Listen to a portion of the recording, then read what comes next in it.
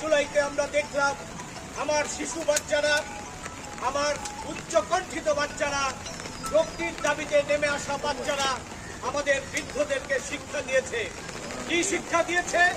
তারা দেখিয়ে দিয়েছে একটি অন্যায়, একটি অবিচারের বিরুদ্ধে কিভাবে রুখতে হয়।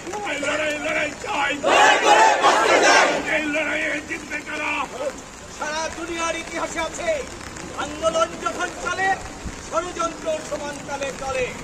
আমি আমার চিকিৎসক সমাজ এবং উপস্থিত সবাইকে সামনে নিয়ে জাতির উদ্দেশ্যে বলতে চাই, ন্যায় এবং যুক্তির পথে আমরা থাকবো। বিজয় আমাদের